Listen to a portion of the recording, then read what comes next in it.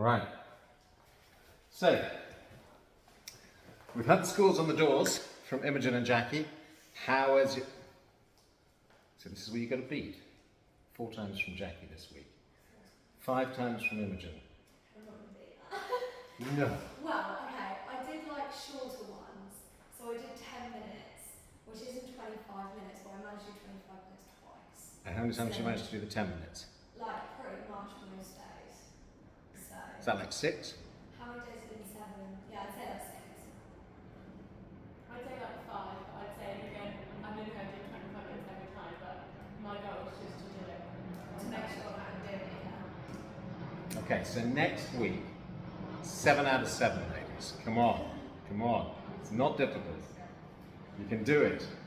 I do it. You can do it. You just got to know you want to do it, that's all. And the thing is that all of this stuff it just becomes more evident. The benefits become more evident, more readily, more quickly, the more you engage in it. So, I was going to say let's do a little meditation to just settle this in, but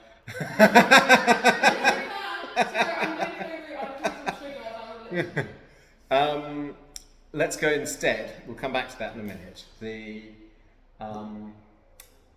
spotting stressors. Did anybody do any spotting of stressors? What things that make you stressed? Yeah. Yeah. You did? Me every day. Every day, and you spotted them? Yeah. Excellent. And at what stage did you spot them? When you were already lost in them, or before this arose, or? I feel like I have stages of Yep. stress. So like, don't get me wrong, it was when I was stressed. It was when you were But stressed? It wasn't like the extent. No, of you're not. So yeah, I thought it was okay. I had an appointment and I got really stressed about the appointment. And then I was sitting there and I thought like, why am I getting stressed about it? I'm going to go in and do it. And then it's fine. Yeah. But like, I was obviously stressed, but then I managed to think to myself, like, it's not. Good. Now, I mean, with all of these things, start off, with easy stuff. It's always best to start with things that you can, because your brain recognizes when you do things, however easy or hard they are, your brain recognizes when you've done them, and you just start sort of waking up to doing them over and over again. And yeah, you're not going to try and become aware of, something that's, I don't know, a murder in the street in front of you or something. We're not looking for staging murders in the street. We're not looking for going for really extreme things.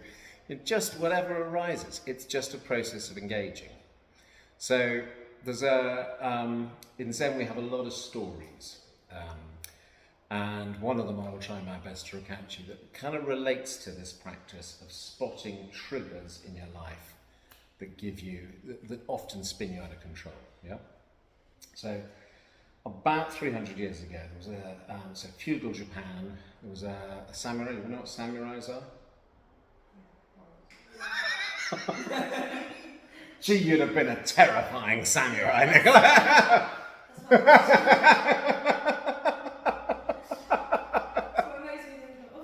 Yeah. So there was this samurai called Nobushinge. And Nobushinge, he'd obviously been in battle a lot, and anyhow, he was obviously being troubled a little bit about the questions of life. And he went to see the great Zen master Hakuin, one of the most famous of all Zen masters in history. This is the 17th century. And apparently he walked into the dojo where Hakuin was sitting there quietly meditating. And Nobushinge sort of grunts at him to sort of bring him to his awareness of the fact that he's there. And Hakuin sort of opens his eyes and looks at him. And Hakuin says, "Who are you?" And Nobushinge says, "I'm a mighty warrior. I'm a great samurai." And Hakuin goes, "Look like a dirty vagabond to me. I don't know why any ruler would have you as his guard." At which point, Nobushinge reaches for his sword. And Hakuin continues and says, "You got a sword, have you? I bet it's too blunt to even cut my head off." At which point, so Nobushinge pulls his sword out like that. And Hakuin says, "Here open the gates of hell." I forgot to tell you, the question was, this is called Nobushinge goes in and says, is there a heaven and is there a paradise? Is there a paradise and is there a hell? I forgot that bit. No, I get it quite right. That's his first question, you see, when he disturbs him. He says, is there a paradise and is there a hell? So as he draws his sword, in anger, Hakuin says, here open the gates of hell. And in that moment of awareness, of fury that the samurai has, that his honour has been shaken, he starts to resheath his sword and bows to Hakuin in recognition. And Hakuin says, here open the gates of heaven. And this is what we sometimes refer to as the choice point. This is the moment of awareness, when your awareness comes into being, into presence, and in a moment of that fury, of that whipped upness within you, you spot it, and you have the choice which path you're going to go down. Whether you're going to be completely reactionary and out of control, or whether you're going to choose to appropriately and consciously respond, as Nobushinge did. So, that point of decision, I have no idea, I'm sorry to say. Is it problematic? No. Don't know.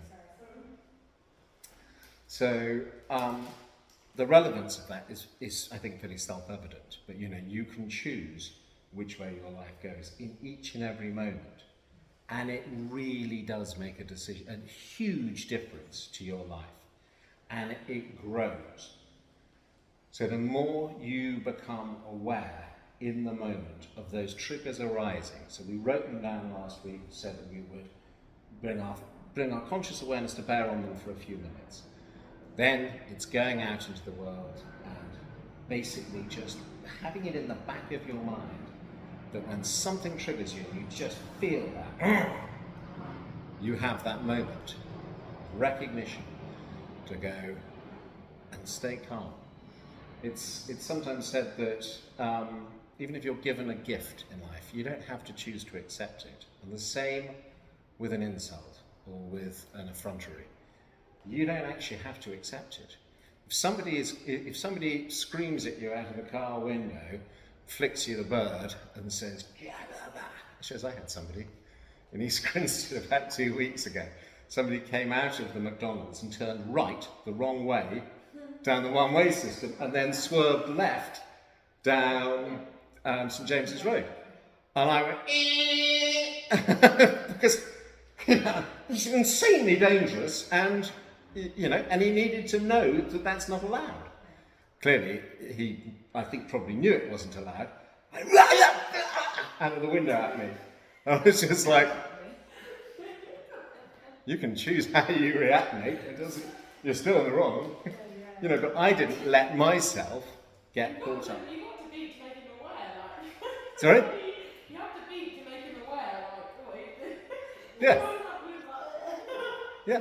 But that's his reaction, his absolute reaction. He had no self-awareness in the moment. He was so caught up in that flash of anger of somebody had caught him out doing something wrong, whether he'd done it intentionally or not, and his pride, his ego was hurt. And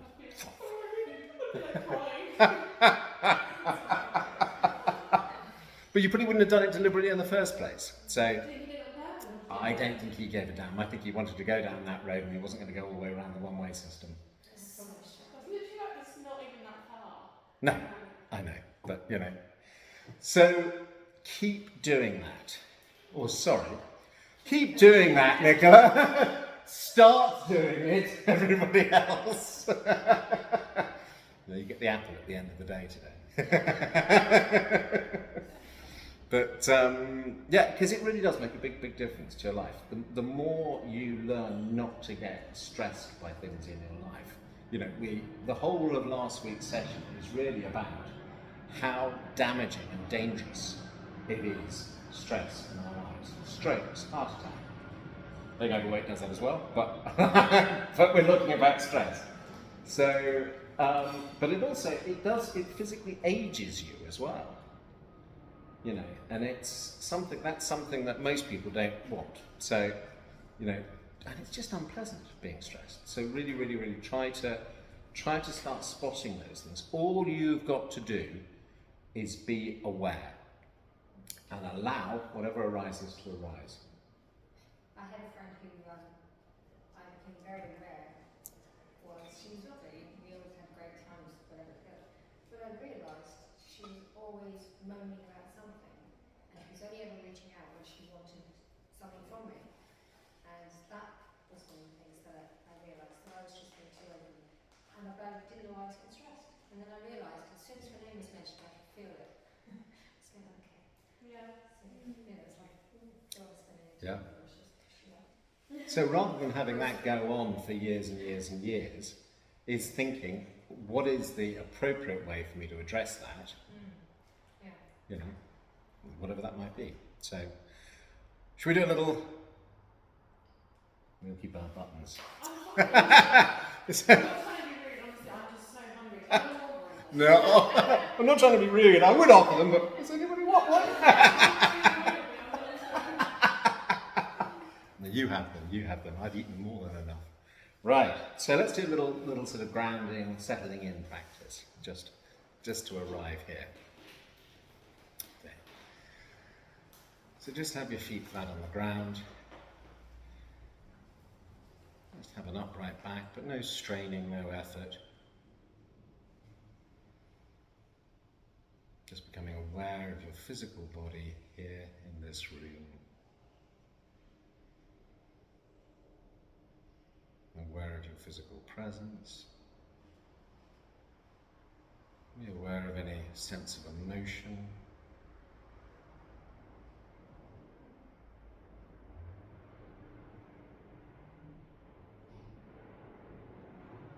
Aware of any thoughts that may arise.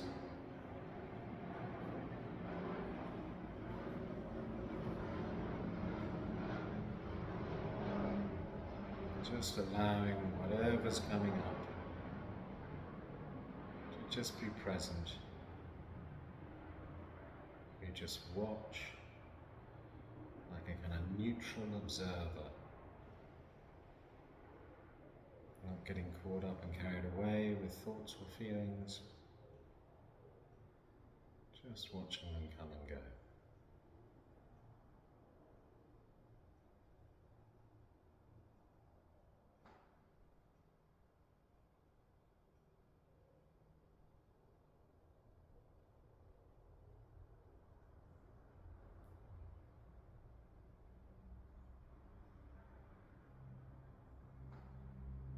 So everything's just fine the way it is right now.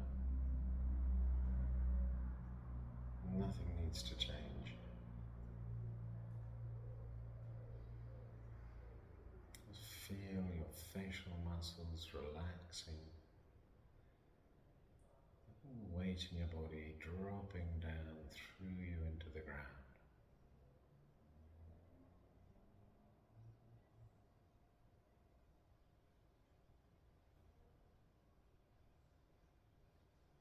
Now just gently bringing your awareness to your breath, to the natural, easy rhythm of your breath, however it is right now. Just watching.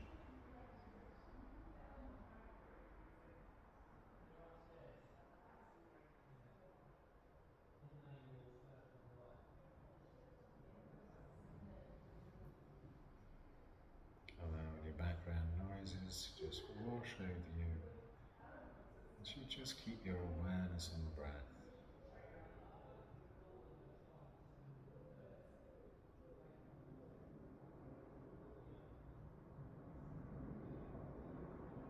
And in a few seconds I'm going to ask you to just see if you can follow one entire breath as it goes in through your nose, down into your belly, turns and comes back out again, following the whole breath, staying attentive and aware. So the next in-breath, just notice the whole breath.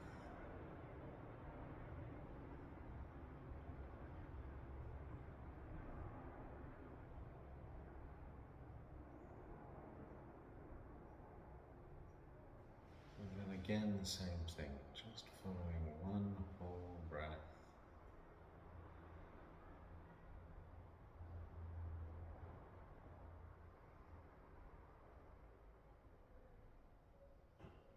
And one last time, on the next in-breath,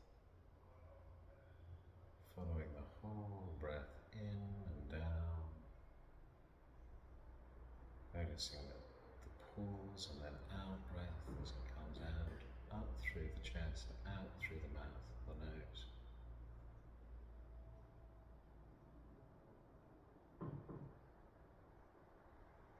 And now just taking a moment, and taking a snapshot of how you feel right now.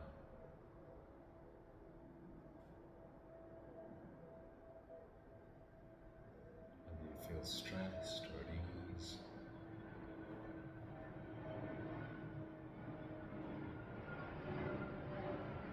Whether you're resisting things or allowing things.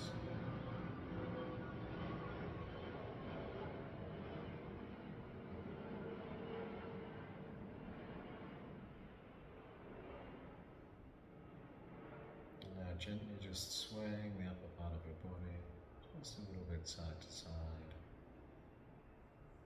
forwards and backwards. And then gently opening your eyes.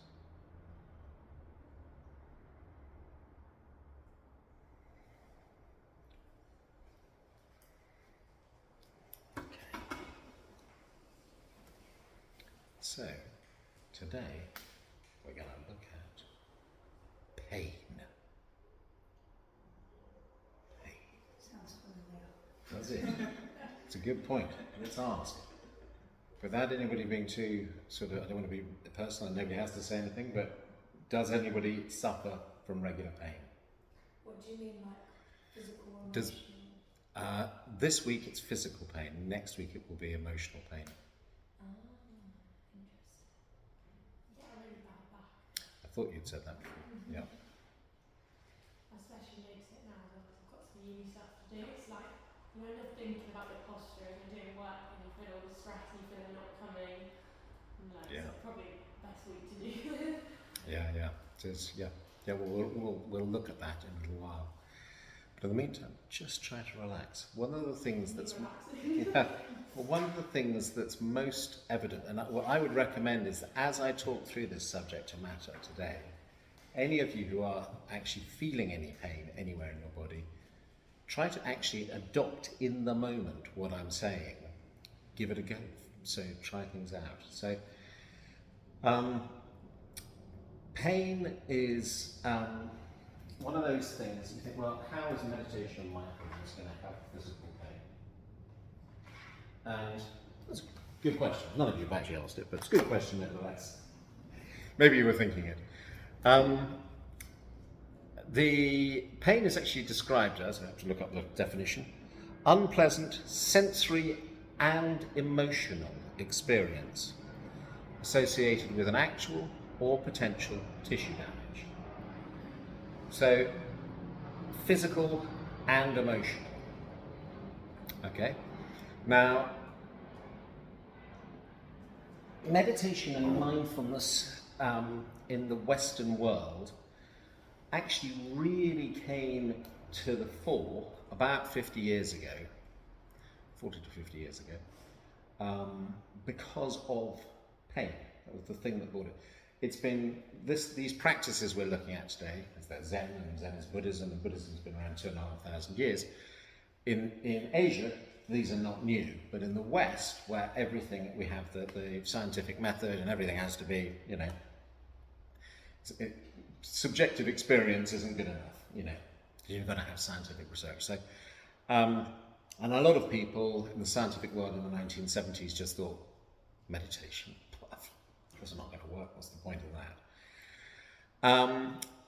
But there's a chap who is very, very famous in the world of meditation and mindfulness who basically brought it to the Western world. He stripped out a lot of the Buddhist elements of mindfulness. He just took the core tools, which made it gradually more and more acceptable in the West. And his name's John Kabat-Zinn, and he's done loads and loads of stuff. He created So when you think of meditation and mindfulness, the biggest schools of that really in the Western world are what he created, which is called mindfulness-based stress reduction. And there was a branch of that called mindfulness-based cognitive therapy as well. And usually if you see mindfulness classes somewhere, they are MBST or MBSR or MBCT courses. Our tradition, our lineage is slightly different because it comes through Zen, but they're very, very similar. Anyhow, Jon Kabat-Zinn, I'm going to read you a little bit about his experience because it kind of gives you a background as to why we're looking at this week. So in late winter or early spring, one year in 1970s, Jon Kabat-Zinn went on a long 2-week retreat in Western Massachusetts. It was freezing, so this is now quoting him. It was freezing, I mean absolutely freezing. And we were taking vows not to make any voluntary movement for an hour or two. And between the cold and the vow not to move and sitting on the floor, after say 20 or 30 or 40 minutes, some kind of discomfort would arise. You can probably relate to that at the moment. And sometimes it would get unbearably intense. And we would get stronger and stronger and stronger. And I'd taken a vow not to move. I was like, this is killing me. I can't stand it. I'm leaving this retreat. I hate this. The stupidest thing in the world is meditation practice. And then all of a sudden, it wasn't killing me. It was what it was. I'm not sure that the sensations attenuated one bit, but something shifted in the mind. And it just was what it was. And it was no longer pain. It became what it was. There's no words for it. You could say it was sensation. It was uncomfortable, but it wasn't cause to abandon the retreat or even shift my posture. And I realized immediately this would be incredibly valuable for people in the hospitals where they've reached the end of their rope with chronic pain which they couldn't just get up and leave. That it was just going to be this way for them. So, chronic pain sufferers, and people in hospital with really, really serious illnesses, they're generally on medication. And what I would say, with all of this that we're going to look at today, if you're suffering from pain, I am not saying that this is a cure-all. This is not a snake oil recipe for, total pain relief. This is a way of approaching pain to minimize its impact on your life. Okay? So there's a saying that basically is, we don't experience pain as pain is. We experience pain as we are. Does that make sense? No? Yeah? Good? Okay, so if you think about it, that you have they've done tests on meditators. I'm pretty sure there's a Netflix thing on something on the mind on Netflix. It's really interesting. And they basically put, those little sensor pads on people's heads, on monks and non, Buddhist monks and on non-meditators. And they've tested them with pain. So some of the things they've done is actually given them electrodes to hold and things like that, and then fired off pain. And what they found is that generally speaking, the pain receptors in the brain was the same spike on both sets of groups. However, the meditators, up until the moment that they bzzz happened, just totally chill, and then went bzzz, and then they came straight back down to normal again. The non-meditators, once they've had it done once, or once they've been told that was what was going to happen, they were like, and then a slow down again, because they anticipated the pain. So the emotional content that you have, the fear, the imagination that you put into pain makes a huge difference. So that's what I mean when I say it's not the pain itself, it's how you are, how you anticipate or expect the pain. I mean, I've had Quite often, in fact, I laugh at myself a bit now when doing it, but I've on numerous occasions walked along sort of barefooted somewhere and walked into something and stubbed my toe, and I've gone, ow! And then I'm like, actually, that didn't hurt that much. Straight afterwards, but there's this sort of almost instantaneous response that it must hurt a lot, I just stubbed my toe. And then I'm like, actually, I'm feeling it's not that bad. So, you know, we come to pain, we come to everything in life, but in this instance we're talking about pain. We come to pain with a certain mindset that we want to avoid it, we want to resist it. You know? And that resistance brings much more than just the physical sensation of pain. So there's a nice little formula that you can look at, which is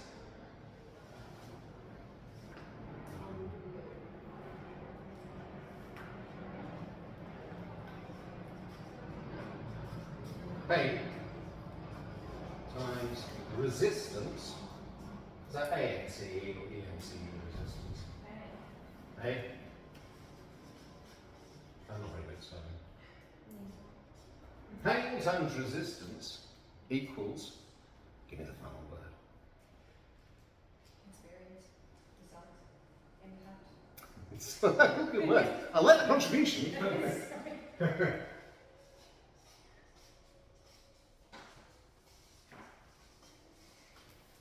Suffering. Okay. How much we suffer is directly related to how much resistance we have to the pain. So when I say resistance, I mean resistance can take many forms, but at the moment, for example, so you were talking about, you know, your anticipation of doing work and you're feeling tension rise. Mm-hmm. So just the anticipation of doing that work is causing your body to tense up, which is causing you more pain. Yeah, definitely. Like always when I think about one, I kind of think about when I'm sitting too much that I end up, because I'm trying too hard, and I get more pain. I'm just like... It's totally true. Your body, I mean your mind-body network, or the mind-body relationship, if your body is relaxed, your mind will relax. If your mind is relaxed, your body will relax. They are totally one and the same thing, really.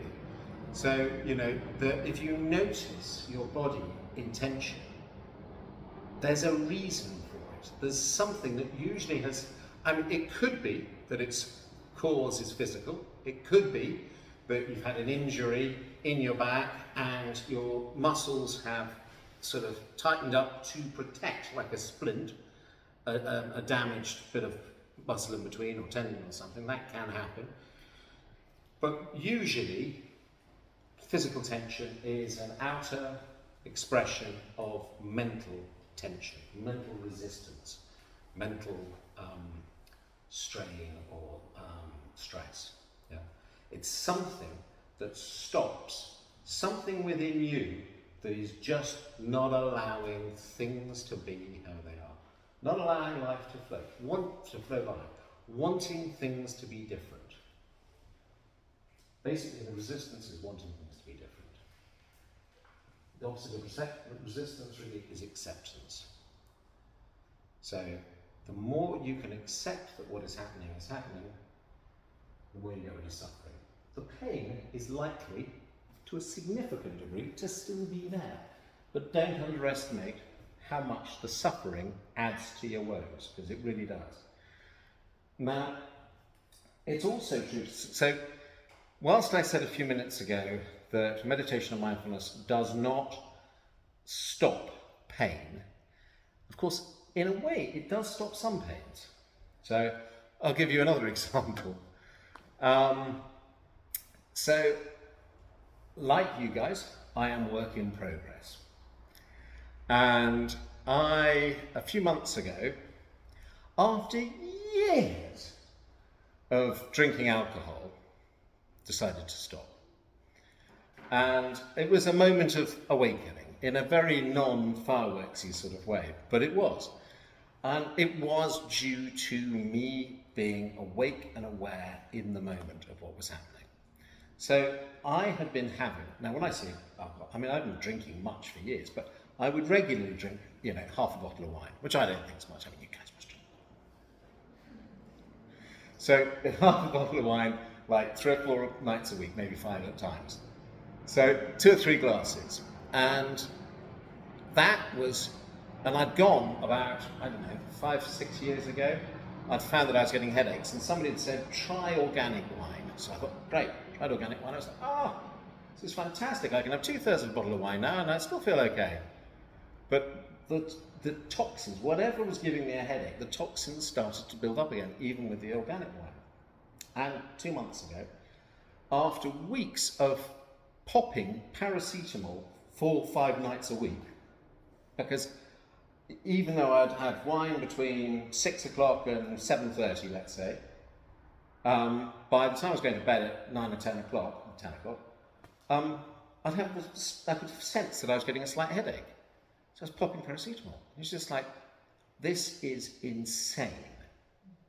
So this is no rocket science, but the mindful awareness. And I say it because it took weeks of me knowing this was happening, but not turning my awareness back onto it.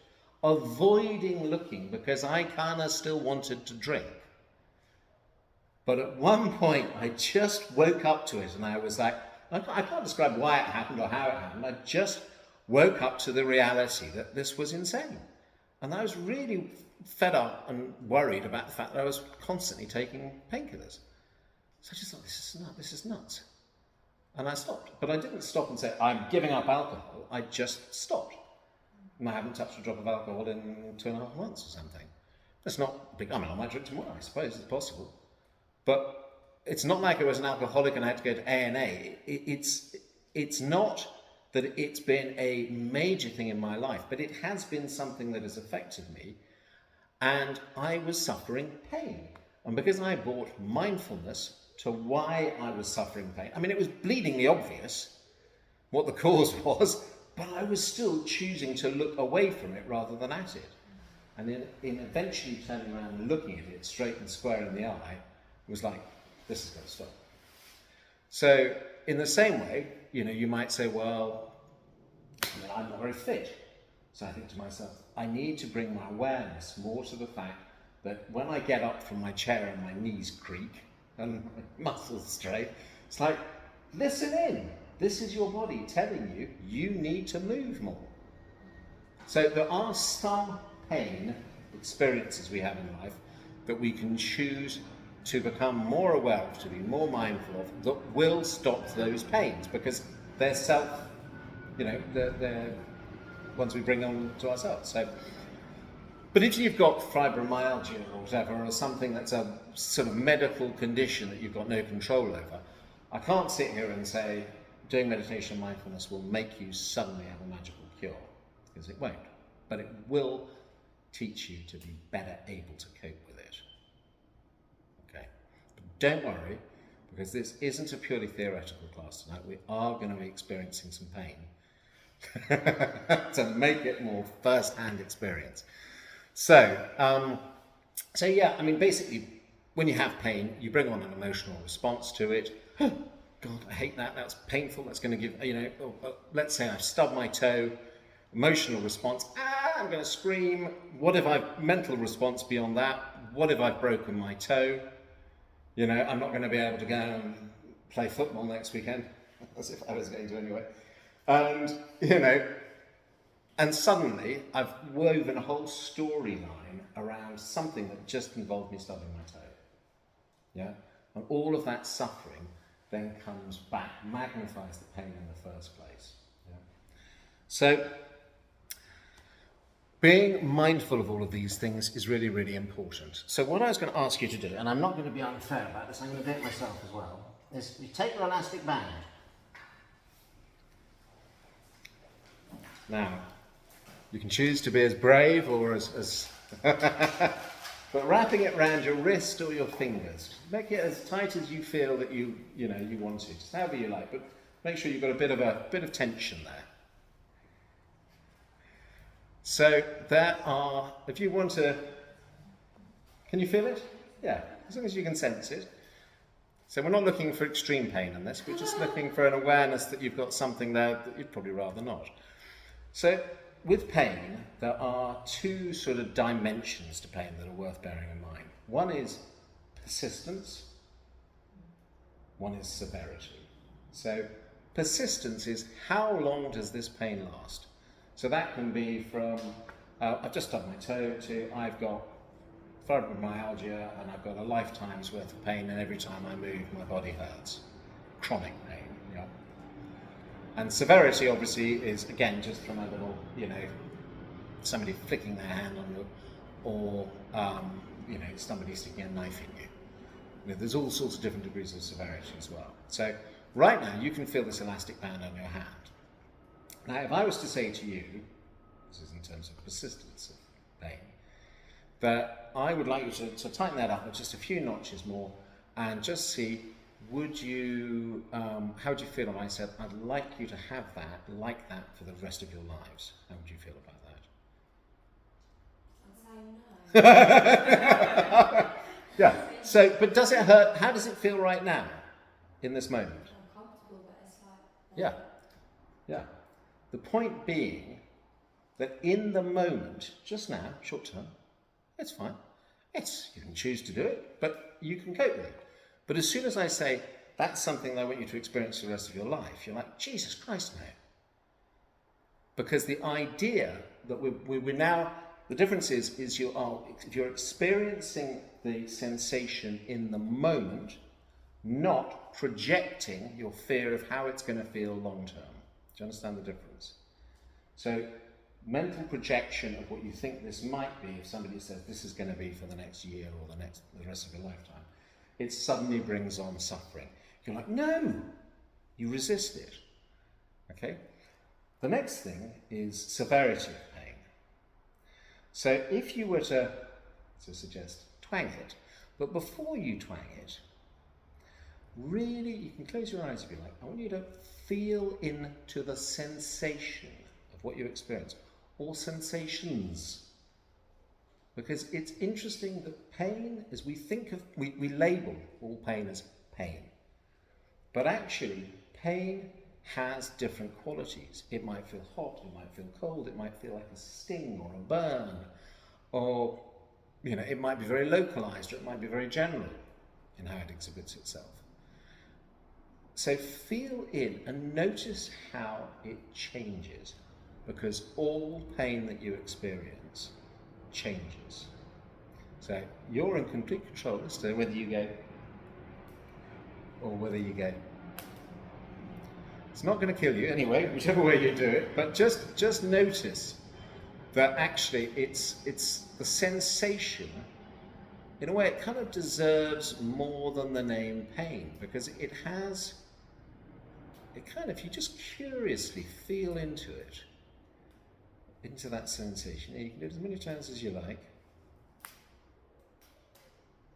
but you just notice that it's not a fixed thing. And actually, when you don't think about it as pain, but when you just think about it as just experiencing exactly what it is, what does that, it's almost like the flavour of it, what does it actually feel like?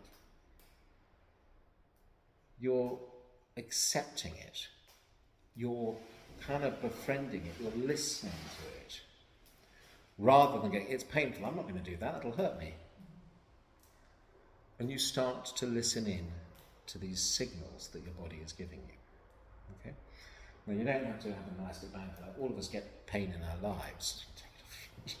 But it's an interesting thing to actually experience. I mean, if any of you are masochists and you want to keep it on and tighten it up a bit, it's fine. But it's interesting how we just have this natural mindset that says, I'm not going to experience pain. Of course we don't want pain, but it is kind of inevitable. So there are two ways we generally approach pain when it arises in our lives. Two different sort of mirrors of how you approach it. You can either tune it out. So loads of different ways you can tune out pain.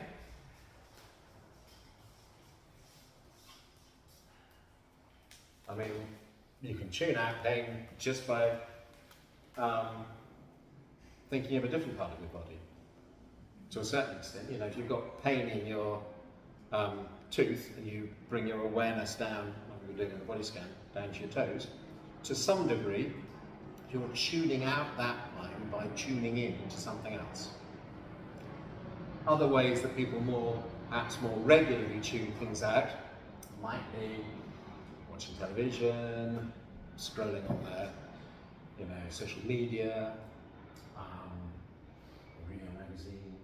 I mean, anything, alcohol, it's obviously a common one, medications, all sorts of things. All of those are different degrees and ways of tuning out from the pain. Me popping the paracetamol nightly, tuning out the pain. Yep. And then it's fairly obvious what the other option is. Tune in. Which is what we've just been doing. Okay? And if you think of pain is your body kind of communicating with you, but it's not just kind of, it is. Your body is trying to tell you something from you for which you learn the lesson. It's crying out to you. You imagine that in this room there's a little baby in the corner of the room screaming out. Screaming out. And you ignore it, it's going to scream even louder. It wants attention. If when you go towards the screaming baby, so this is the same as when you go to the pain, when you bring your awareness directly to the experience of pain in the moment, when you go to that baby screaming in the corner, as you approach the baby, the screaming gets louder because you're closer. Yeah? The volume increases in your eardrums. But with a bit of patience, listening to the baby, nurturing the baby, trying to find out what's wrong with the baby, it gradually starts to calm down. Because you're listening to it. You're taking care. It's calling for attention, and your body's doing exactly the same as that with pain. So we have, in the modern world, some amazing medication to stop us ever having to think about tuning in. But the problem is, it doesn't really get to the root of the problem. Like me, you just keep going back. I just keep going back to that glass of wine. So even though it was causing the problem, I had a way of dealing with it that didn't need me to face up to it. But it's not healthy.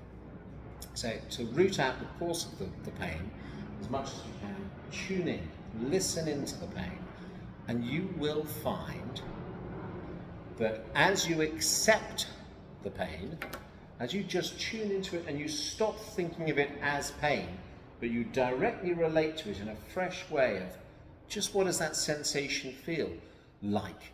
A curiosity, a kind curiosity. What is it actually trying to say to me, that pain? That's a sharp pain, but as you watch it, you can see that it dissipates. You may see that even in bad back pain, if you're watching it, if you're tuning into it, that there may be moments when actually it just kind of stops, and then it may come back again, then it stops. But our mindset is such that even if every 5 seconds you had 5 seconds of pain, 2 seconds of relief, 5 seconds of pain, 2 seconds of relief, you would basically say to yourself, I'm in constant pain.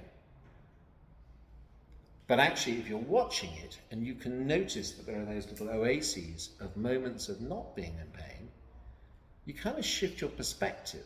And the important thing about that is that allows you to accept more what's going on. And with acceptance, you bring relaxation. So if your back, Elsie, the one thing, if your back is in pain, muscularly in pain, then it's almost certainly you are trying to do something.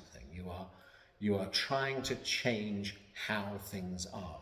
So meditation, which we'll come to in the end, we're going to do sitting meditation today. When you're looking at postures, the classic thing is you sort of sit in your posture and you're like, right, I've got my shoulders back, or whatever, I've got it, and there's this sort of tension comes in here because you're trying to force yourself to be correct in the posture, which is not what we're looking for at all, because that just causes more problems. So listening in, pain does arise in meditation if you're sitting for a long time. Well, not necessarily pain, but discomfort, let's say, it can arise. But it can also have really long periods where you don't notice anything at all because you're completely in a sort of Everything is just, you just have a complete state of equanimity about everything. What is happening is happening. But there will be moments where you just feel really uncomfortable. Now, in the sense of listening in, so I think that when John Kabat-Zinn was told to not consciously move at all, I think that there's a slight, personally I think there's a slight sort of danger in that, in the sense that, you know, if you're an experienced meditator and, you know, you're basically told, you know, try to do that if you can, try to just settle in and then don't move if you possibly can. That's fine as a general instruction. But if you're really trying to make people grit their teeth and bear it, they are going to be, which is resistance. And that's not going to help them meditate. You know, you want your life to be at ease. You're looking for flow. You're looking for a sense of everything just being fine the way it is. That is what meditation is really all about. It's being attentively aware in the moment, observing what is happening, and allowing whatever that is that's happening to just happen. To not try and get in the way of it. But that's not to say that you become like a useless jelly who never has any willpower of your own to, you act appropriately in life to things that you have within your sort of control. But the state of mind that you're looking for is one of non-resistance. Appropriate action, but non-resistance. Yeah, you're not going to fight something in your mind that you don't have any control over. I cannot make you think something different about me than you think. You know, there's no point in me even trying. You know, you will think what you think. So, yeah, so does that all make sense so far? Yeah. Okay. So, ultimately, the essence of this, we have a thing in Zen called Narikiru. Narikiru means basically you become at one with something. And that is that, so when you feel, when you tune your awareness into the physical pain that you're experiencing in that moment, when you tune into it, you basically, there's nothing that's separating you from the experience of that sensation. You become that sensation. In becoming that sensation, there is no resistance, there is no separation.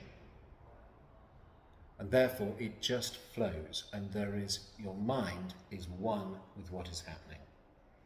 This is a state that we move towards. It is not a state that I'm expecting you to have just like that.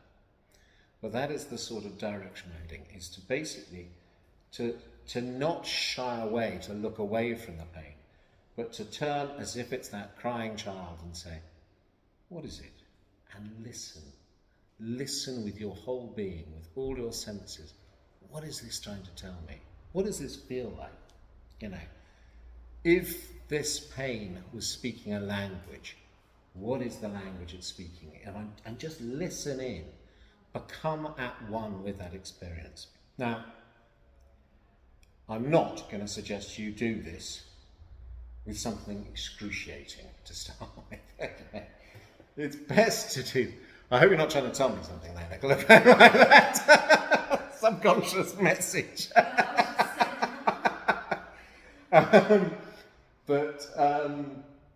Yeah, I mean, it's best to be gentle with yourself, okay? So whatever that is just little bits of pain here and there, just the sort of gentle discomfort. Start with things that are discomfort and feel into them. And if you find, so at the moment, for example, as you're experiencing pain that's probably a bit more than discomfort. So when that's the case, and you're learning to do this, be really gentle with yourself. So this isn't tuning in is the only way, tuning out is silly. That's not what I'm saying. In fact, even in the literal sense of medication, if you've got real pain, take medication. But do this as well. You know, this is not an either or. But when you tune in, I don't remember on week 1, I talked about the 2 different types of meditation practice. So we have concentration practice, which is called shamatha, and wide open awareness, which is called prajna, or wisdom. So wide open practice is when we have an open awareness to everything that's going on around us. We've got a soft focus in a way. So we can hear the sounds, we can feel the temperature on our skin, we can notice our heart and our breath coming in and out. Everything is within our field of awareness. Or there's the focus so when we're looking at tuning in is focusing in. We are bringing our awareness into that sensation. Yeah? But don't think, oh my God, okay, I'm going to really feel into that pain and really, really just torture myself with it. That's not what I'm saying. I'm saying at the moment, most of us probably spend pretty much 100% of the time tuning it out. I'm saying if you think of tuning out like this, like an aperture on a camera lens, open aperture, focused, focused aperture, closed aperture, whatever. So you're zooming out and zooming in, yeah? So what I'm saying is that zoom in on your pain every now and again. If you find it's too overwhelming, soften it, zoom out. Zoom out for a while, and then zoom back in again, if you feel you can. So just starting to learn the language of pain, yeah? But not being, they both have their place, is what I'm saying, tuning in and tuning out. It's just that for most of us, we don't do any tuning in. And if you start to spin things around a bit, you will start to learn more about your life and have more control over how you process and deal with pain. All right? You understand? So, the other thing that you had, and I'm not suggesting we go through them in great depth now, but those little bits of paper are just some various research documents as well that just basically support a lot of this stuff. Any of you are scientifically orientated, it will be of interest. One of my fellow teachers, who's done a PhD on all the research based on meditation and mindfulness, took great umbrage when I said that I didn't actually have much interest in it. But so I'm afraid I'm not going to be talking at great length about research papers because genuinely it doesn't do it for me. For me, it's about what you experience. Give it a go. See what you experience. The best teacher is you. It's a bit like, why learn what somebody else tells you if you've got the opportunity to learn from your own direct experience? A, you'll learn it much deeper, and B, you then know it's true. Me saying it's one thing, but you exploring it and finding it out for yourself is something different.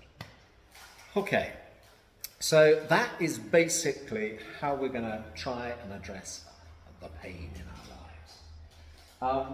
But now, I thought we could do a little bit of work on setting you up for meditation sitting practice. So, I've brought a few little trial things along.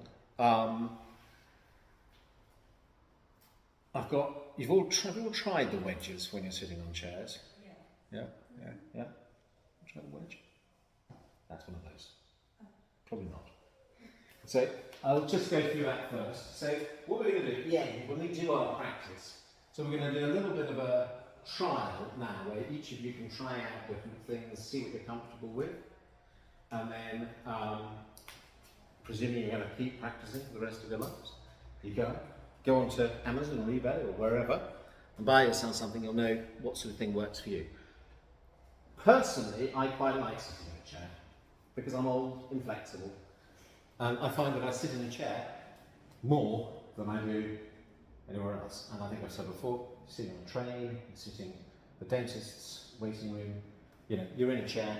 It's a really good way to sit and meditate. So you don't have to have your eyes closed, you can have your eyes lowered, and you can be in a meditative state without anybody else even knowing. So Learning to practice in the chair, good thing.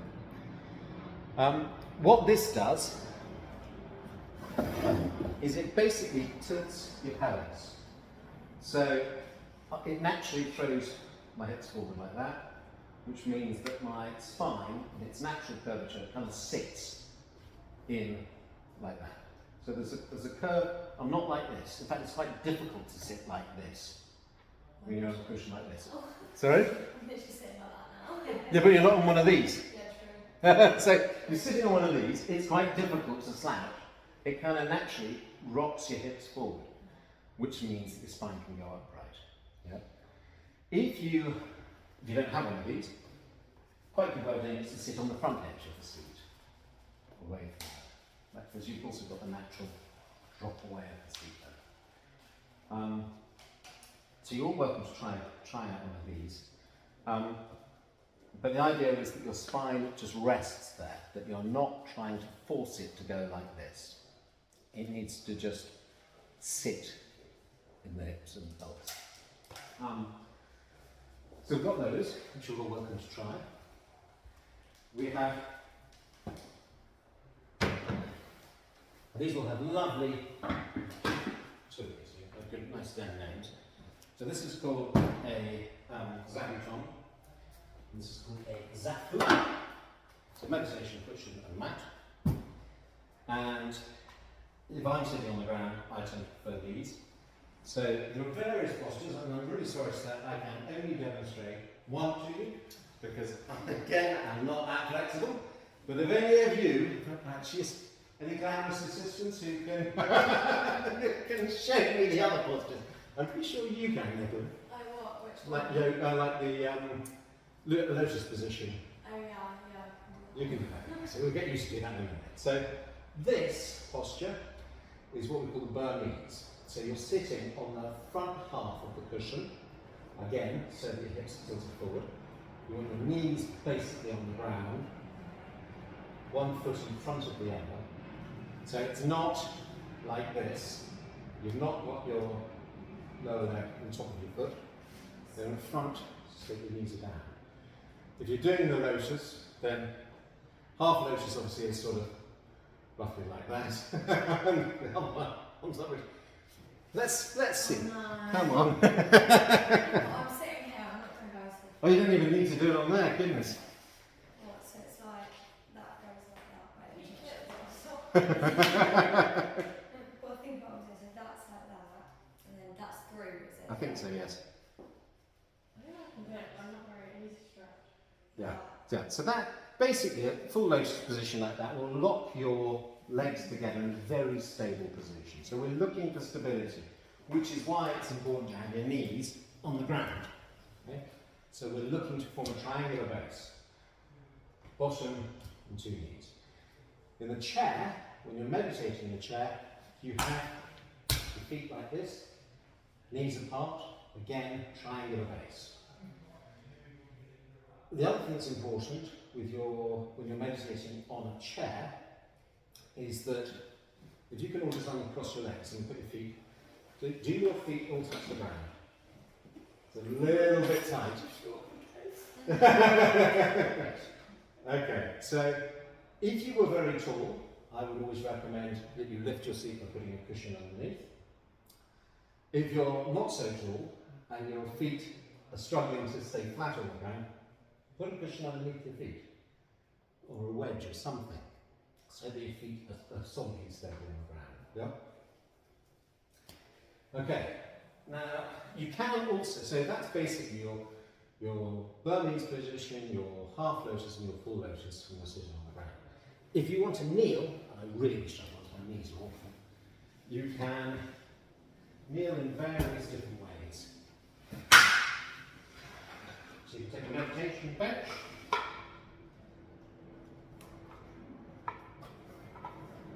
which goes like that, so it has a slight angle to it, so that again it's tilting forward, sorry? That's cool, I think I like that. Okay, and then you rest back like that. Okay? You can alternatively put a cushion like that and sit with it between your legs. So those are the various ways that you can get comfortable in a sitting position. Go for it! Have a go! Because it's important, because you may, I mean, whichever way you do Are it, you using this? you can use that. I'm going to stay on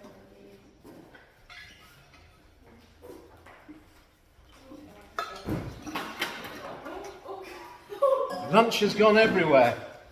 Oh, thank you. That's what I pop it now. Thank you.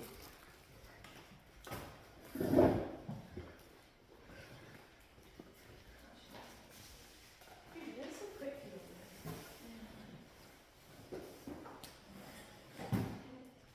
Yeah, I did it before, like sitting on a block, but they're like foam blocks in yoga. They're not as cool as things. So you've got that the right way around, haven't you? Yeah. So just put your knees, that's it. These are nice. Yeah, nice and simple. So try to bring yourself slightly further forward. So you basically want to be about, that's it. So it's basically you're on the front half. Okay. Okay, and then can you get your knees down? No, so I've got down the track at the moment. Okay. So if you were doing it, if you liked that posture, but you can't yet get your knees down, but no, put something to support under each of your knees. Maybe not tall enough. I mean, as in you've got it. Just to support your knees. Now, if you have, if your hips don't open up widely enough to be able to sit like that with your knees on the ground, because I couldn't do that originally. One way that somebody suggested to me doing it was because you obviously want to relax, you want to be able to soften into a pose. If you try to force yourself, it's the opposite of what you need. You're trying to soften your tendons. So a good way to do it is to actually sit in a meditation posture whilst watching TV. You forget you're doing it and you just let things relax. And then if you keep doing it, and you can occasionally lean if you like on your knees, and just gently you start to open up the hips just to give you that greater flexibility.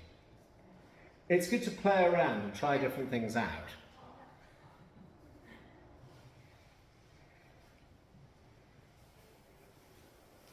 So front half, that's it, and then that's pretty good, yeah. How does that feel? That's fine. Yeah? How do you feel there, Jackie? When you put it on my lap, it's just good, man. Yeah. I've got another mat now if you want. I have got more of these, but it took me quite a while to bring everything I've got in for tonight as it was, so. We used to do one that was like on the floor, and then you'd sit with like these chairs are really tight, but like that with the knees flat. Yeah, that's That was good. that's a sort of, yeah, I mean, there is a yoga, I know that there's a, Butterfly. yeah. Well, it's good for opening up Yeah. your hips as well. That's the only reason I can do that across everything. Because the, I mean, we do actually have, I mean, so the parent organisation of the Zen Ways, they have teachers who do Zen yoga, and I've got a picture of, I mean, you've probably seen this sort of thing loads of times, but a picture of Daizan, my teacher, sort of basically like this, with his legs sort of on top of a rock, just sort of supporting himself in his hands, sort of just with his legs up in the air, and just sort of like, oh my God, how'd you do that? Yeah, and he's about 60. So, but there's people like that, aren't there? So, how do you want to try anything else out, or are you all sort of comfortable enough? Do you want to try another bench? Can I try that? And then I'll go back to this as like this. I just want to experience it. I just have moisturiser on my foot. Ow. Yeah, I know. Are we about to do 25 minute meditation? Yeah. I'm going to go to the toilet really quick. I've traveled so much by Luke said that I know I need to So how far back is it? Just again, so that you've got basically your sort of, you don't want it too far forward, but it's stable. It'll feel right. Yeah. That one was the second one was quite nice. So it's quite good to get a different idea. So that one's got a cushion on, that one doesn't. It's better than the log. The log was awful. I think that's traumatised, honestly. When I first When I was first talking to Elsie and Nicola, Nicola's parents' house, they've got a bit of woodland garden at the back, and they've chopped up, her dad Dave's chopped up a whole load of logs for sort of sitting on, and that's great when you're around a campfire, but it is... It's uncomfortable for 25 minutes. I go to the toilet and pick the table. Okay. Well, they're doing benches as well. You can try. They're quite easy, quite comfortable. It's what you like that? Yeah, yeah. I like the idea of stretching better. I mean, obviously, this one. I mean, you need to be careful. You need to just make sure that both legs are pushed out. That one has also got curved rock sort of thing, so Isn't it? Oh, yeah. That's really nice. so it's good to find what you really like. Yeah. But any of them will do. Have you got that the right way around? Yeah.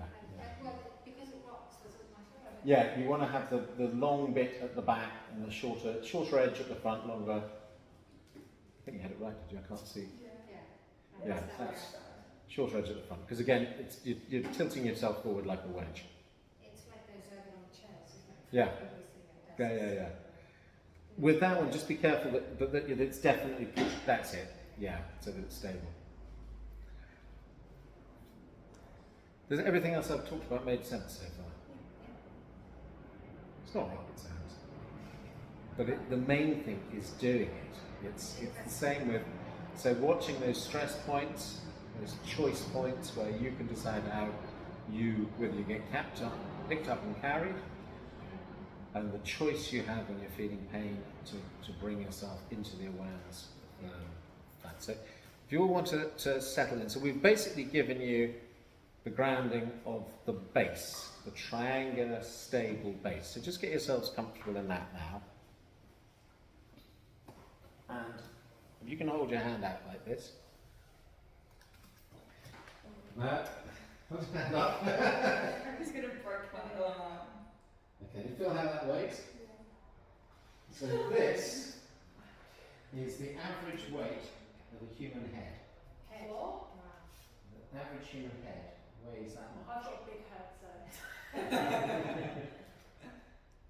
It's quite heavy. Jesus Christ! Whose head is that? The thing is that your arms are not, they're probably about a quarter or a fifth of the size of your neck. So your neck muscles are quite strong. But the reason I do that as an experiential thing is that if you meditate like this, that weight on your neck muscles magnifies about 3.5 times in terms of the strain on your neck.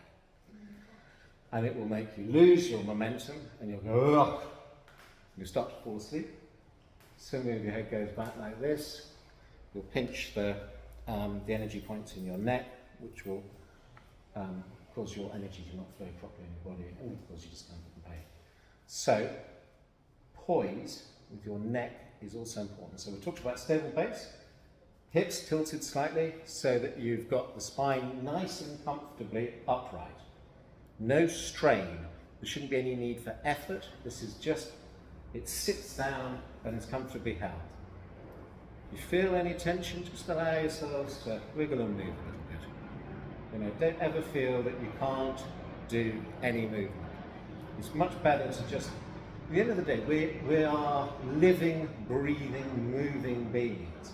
Even when we try to be as still as possible, you know, everything about us energetically, you know, blood is pumping through our system, oxygen is making our lungs expand and contract. We are in constant movement.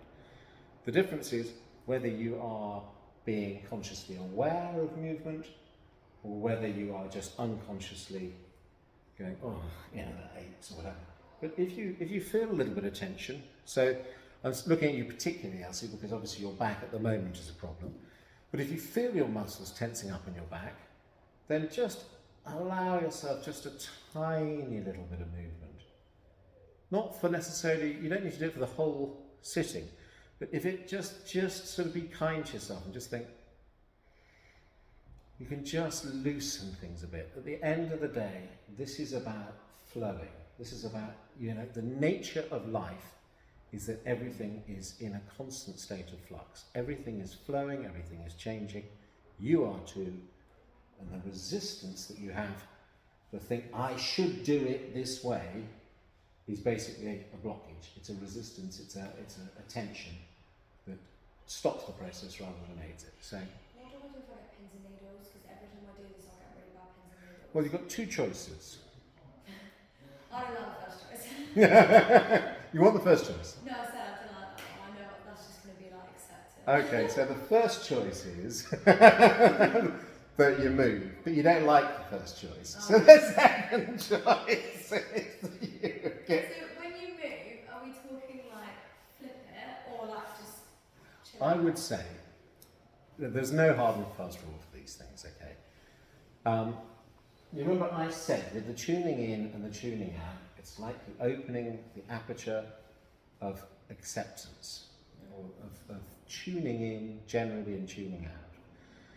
So if you feel you're getting pins and needles, the chances are pins and needles are not going to kill you, but they will be uncomfortable. Sorry?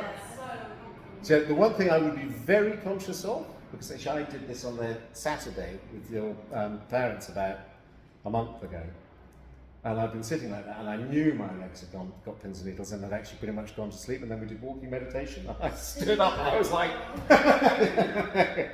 So that's the big thing to be really more conscious of if your legs have fallen asleep. What I would suggest, if you get pins and needles, is you do a bit of both. So sit with it for a bit. Just feel into it. What does pins and needles feel like? Does it change? Is it always the same? What's it like if I start to lose sensation? What does that feel like? Tune into it. If it gets to a point where you're like, I really can't bear this and it's distracting me from everything else, then very mindfully, knowing what you're doing, take out, stretch your leg, or swap the legs over, but do it knowing that you're doing it. Yeah? Be conscious aware of your choice to move. Yeah? And if it comes back again, listen in. So we're blending at the moment between tuning in and being kind to yourself. Feel into the moment, see what you can cope with. Yep. We're not expecting everybody to become sort of, sadhus, Indian sadhus that sort of whip themselves and, make their lives a misery. It's not the idea. All we're doing is, within the capacity we've got, we're turning our attention and observing. Take it as an opportunity to learn. Yeah? So, to keep the head from falling backwards or forwards, we kind of tuck the chin in a bit. So it's like going like that, yeah? But not a lot. It's just almost, they say, as if like you're holding a soft rubber ball underneath the chin. So, but if it feels like that's too much, then you're straining, then you're wrong. But it's more that obviously your head protrudes forwards more than it does back. So by doing that, it's like you're balancing it on your spine. Yeah, So you just get that slight sense like that, and then you have your eyes either looking down the length of your nose towards the ground with a soft gaze, not staring anything particular, but just a general open awareness looking down 45 degrees roughly towards the ground, or you have your eyes closed. There are some practices that it's more advisable to have your eyes closed. There are some practices where it's better to have your eyes open. So again, it's an opportunity to practice. When we were doing the lying down body scan, when you're imagining things, so when you're using your imagination to move your awareness around the different areas of your body, having your eyes closed helps. But if you start falling asleep, having your eyes open helps. So don't be afraid to change, to play. This is an opportunity for you to settle into stillness, into inner calm and silence, and observe what is happening in your world. Yeah? Meditation is not some goal, some sort of destination. It's two fundamental things. It's attention, our awareness, and acceptance. So if you're being attentively aware, not asleep, but you know what is happening, you're following it. So when you did that little practice at the start, I was saying, see if you can follow one single breath the whole way in and out, thinking of nothing else but just following the sensation of the breath for one breath, and then the next breath, one breath at a time. No judgments, no thoughts. If thoughts arise, you notice them arise. As soon as you've noticed them arise, they kind of lose their power, and in your moment of recognition, you're back in your practice. What we're going to do, the practice today is called counting the breath. So, I did have once, not that long ago, a student who got very paranoid about her breath, because as soon as she started becoming aware of her breath, she became consciously aware of it, and it made her panic. Okay? Does anybody have a fear that that might be the case for them? It shouldn't be, but no. Good. There's no need to be anyhow. All we're doing, we're not. The funny thing about the breath is it's one of those things. It's a bit like blinking. It's one of those few systems in the human body that you have that can operate automatically on its own. You blink without thinking about it all the time, but you can also choose to blink, or you can choose to modulate your breath. But if you don't choose to, it'll do it on its own. Yeah? So the funny thing is, when you bring your conscious awareness to the breath, for some people more than others, it can be like a confused signal to your brain. Well, I'm sure I should be trying to control my breath if I'm paying attention to it. And it's like, no, you're just watching. You're just observing how it is. It will automatically adjust. If it feels that in the last few breaths it hasn't taken enough, it'll take a slightly deeper one the next time. Just go with the flow. You know? But the thing is that the more you relax, the more you will find that your breath goes slower and deeper and calmer. And that will make you feel calmer. And if you feel calmer, your thoughts will be less frantic. You'll be able to spot them more easily. And we're not trying to stop our thoughts. We're not trying to stop our feelings. We're not trying to stop the pain. Everything that arises is absolutely how it is in the moment. We're totally accepting of whatever our life experience is in that moment is just fine. We're just observing it and learning to accept. Because that's how life starts to become a heck of a lot nicer. And you're aware of it in the moment. You are living your life. You know, you're not walking through it in a daydream. You are consciously connected to each moment of your life. These practices. So, we ready? Should I turn the light off? Just leave it on. Yeah.